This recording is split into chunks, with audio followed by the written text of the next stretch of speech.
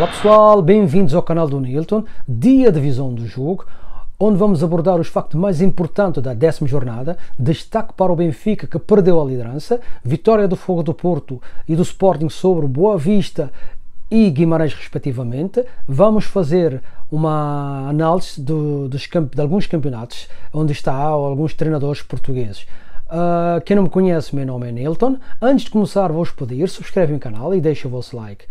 Desde já aviso que este vídeo é patrocinado por Carlos Antunes Iron Workers Incorporation, uma empresa com mais de 20 anos que atende a todas as comunidades de Westchester. Vamos começar a falar do Benfica. O Benfica, como sabemos, nas últimas 3 jornadas perdeu 5 pontos, deixou 2 pontos importantes na deslocação ao Estoril, que levou a equipa do Jorge Jesus a perder essa liderança.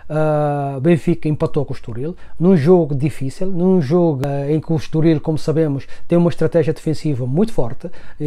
Relembrei que o Estoril tinha sofrido até então 7 golos, 8 golos agora com o gol do Veríssimo, gol esse que aconteceu aos 2 minutos da primeira parte, que deu algum conforto à equipa do Benfica, pensava-se, mas afinal não deu a consistência necessária para que o Benfica conseguisse garantir uma vitória que lhe mantivesse na primeira posição do campeonato português.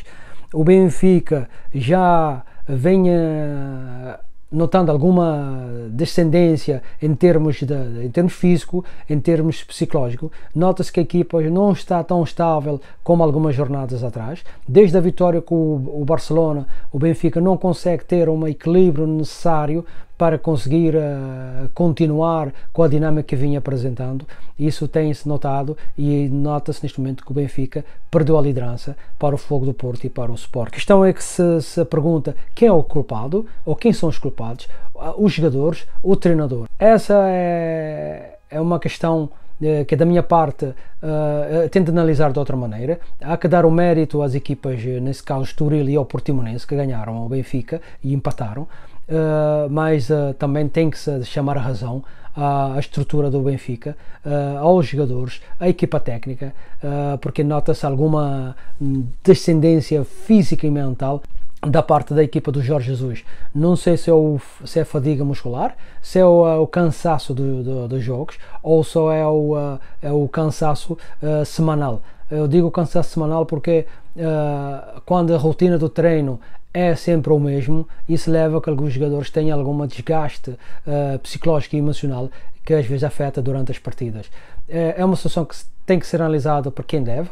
Cabe ao Jesus mudar o panorama e o estado que o Benfica tem neste momento para dar a volta à situação. A situação não é boa, o Jesus já começa a ser criticado pelos adeptos e isso não é um bom sinal, nem é uma perspectiva de um bom futuro para a equipa do Jorge Jesus.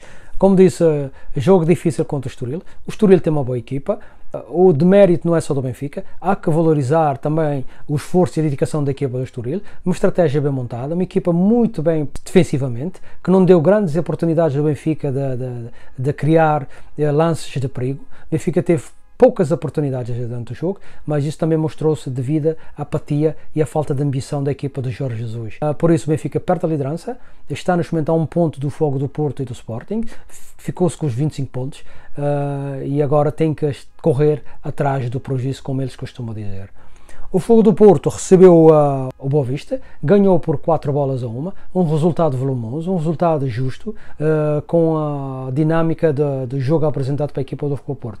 Bem disputada a partida, agressiva. O Boa Vista perdeu por 4-1, mas não deixou uma imagem má, pelo contrário, durante a primeira parte teve situações de equilíbrio em relação ao Fogo do Porto, conseguiu chegar à igualdade, teve uma oportunidade em que podia avançar no marcador, mas o Porto depois mostrou a supremacia, subiu no terreno, dominou as ocasiões e ganhou com todo o mérito. Os golos do Porto foram marcados pelo Luís Dias em excelente momento. O Ivan Nilsson, com o Sérgio Conceição tem apostado nas últimas jornadas, fez 2 golos. E o destaque do dia, o estreante Danny Loader, marcou o primeiro golo ao serviço do Futebol do Porto. O jogador fez referência a isso, disse que estava muito feliz e que agradecia a estrutura do Futebol do Porto e ao Sérgio Conceição para as oportunidades que deu a esse jogador de se estrear na Primeira Liga Portuguesa. Destaque negativo para o árbitro, que fez uma arbitragem muito má, não teve capacidade de tomar decisões nas horas certas. Penso que ele falhou em 3 penaltis a favor do Porto, também falhou numa possível expulsão do filho do Sérgio Conceição, e por isso o árbitro com nota negativa foi o pior elemento em campo. O Sporting ganhou o Guimarães por 1-0, jogo muito difícil, em que o Sporting mais uma vez foi salvo pelo Coates. O Sebastião Coates tem sido abono de família, tem sido o jogador do ouro da equipa do Sporting, marca em quase todas as jornadas, golos extremamente decisivos, e mais uma vez aos 31 minutos da primeira parte conseguiu marcar, e com o golo o Sporting conseguiu garantir a vitória importantíssima, que lança o Futebol Porto e o Sporting na liderança do campeonato. O Ruben Amorim destacou-se a virtude das duas equipas, que jogaram para ganhar, não digo um excelente partido de futebol, mas num bom jogo de futebol, em que o Guimarães, muito apático na primeira parte, não deu a dinâmica que se esperava, e mais que na segunda parte já foi um Guimarães mais atrevido, mais à procura do gol do empate, o que é normal. Depois de estar a perder, não ia esperar que o jogo terminasse sem tomar a iniciativa da partida e tentar chegar à igualdade. Pressionou o Sporting, mas não o suficiente para garantir o empate. O Sporting foi superior, teve 2 golos anulados justamente pelo VAR. Os jogadores estavam em posição adiantada, mas teve várias oportunidades para marcar e garantir uma vitória mais tranquila. Destaque negativo para o Paulinho, que continua a falhar muitos golos em posições muito favoráveis para a tranquilidade da equipa leonina. Vamos ter campeonato intenso, vamos ter o Benfica a correr atrás do prejuízo, coisa que não se pensava em virtude da dinâmica que o Benfica apresentou nas primeiras jornadas. É uma derrota, é um empate que deixa algum sabor amargo aos adeptos do Benfica, e nesse caso o Benfica neste momento é o 3º lugar, com menos 1 ponto do Sporting e do Futebol do Porto. Vamos mudar de assunto, vamos falar do futebol internacional. Vamos começar por falar do Palmeiras, que ganhou hoje ao Grêmio numa excelente jogo da equipa do Abel Ferreira. O Palmeiras começou a perder, logo nos últimos minutos o Grêmio inaugurou o marcador por Diego Costa, mas o Palmeiras, com uma equipa madura neste momento, uma equipa experiente, deu a volta ao resultado e conseguiu uma vitória muito importante, que garantiu a vice-liderança do Campeonato Brasileiro. Rouba 3 pontos o Atlético Mineiro, que perdeu ontem com o Flamengo.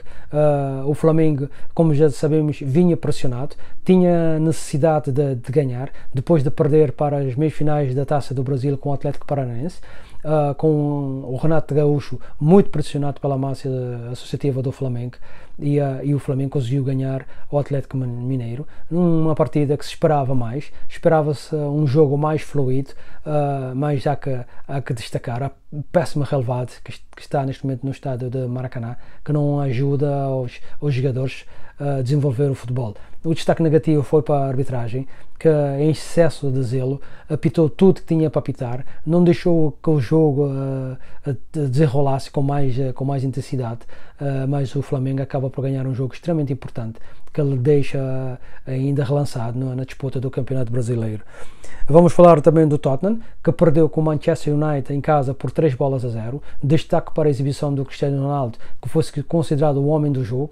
Cristiano Ronaldo fez uma partida excelente, marcou o primeiro gol numa jogada muito interessante da equipa do Manchester, em que o astro português definiu, como ele sabe, de uma forma extraordinária, um golaço que vale a pena recordar. O Tottenham neste momento está sob alta pressão. O Nuno Espírito Santo neste momento é criticado pela massa associativa do Tottenham, exige mais resultado, exige mais pressão e dinâmica da equipa.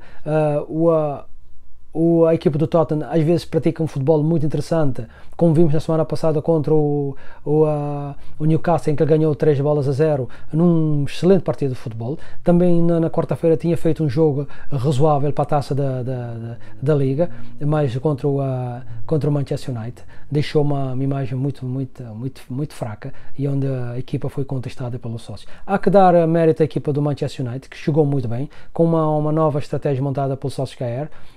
Mas o Nuno Espírito Santo neste momento está muito pressionado, e já há alguma parte da massa ativa a pedir a substituição do treinador, e hoje na comunicação social vem a dizer que o Sérgio Conceição é uma hipótese que agrada à direção do Tottenham. O José Mourinho perdeu hoje na partida contra o Milan, uma partida em que o Roma não entrou bem, em que a estratégia do jogo montado pelo José Mourinho na primeira parte não foi condizente com o estatuto que o Roma neste momento quer e tem. O Roma, a jogar em casa contra o Milan, acho que tinha que ter uma postura mais ofensiva, deu ao Milan a possibilidade de criar jogos, de ter mais posse de bola. Isso já se viu que não se ganha jogos por aí. O Mourinho já comete este erro há algum tempo, e por isso na primeira parte o Milan foi superior, marcou um excelente gol por Ibrahimovic. Podia ter feito outro se o jogador não estivesse em fora de jogo, e o Roma não conseguia desenvolver, porque estava mais na expectativa, e por isso pagou caro na primeira parte por essa deficiência técnica. Houve algumas alterações na segunda parte. O Mourinho introduziu mais dinâmica à equipa. A equipa já foi dominadora, já jogou, penso que a Roma, a dominar o Milan. Sofreu o segundo gol num lance de contra-ataque que é natural nas equipas em Itália. Deixam de jogar e depois dão-te uma machadada, e foi o que aconteceu. O Milan, no jogado de contra-ataque, fez o segundo gol através de uma penalidade. Pareceu um pouco forçado, porque aqui o jogador do Roma toca primeiro na bola, depois há o contacto, mas o contra-ataque foi muito bem delineado, em que o Ibrahimovic mais vezes apareceu isolado.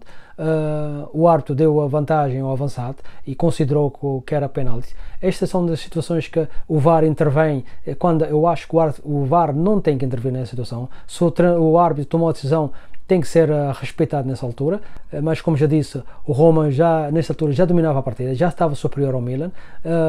Conseguiu chegar ao 2-1 depois da expulsão do jogador do Milan, mas já foi tarde. Destaque também que houve na mesma jogada 2 penaltis a favor do Roma, que nem foi analisado pelo VAR, nem foi o árbitro nem teve a mínima intenção de consultar para ver se realmente havia penalti a favor da equipa do José Mourinho.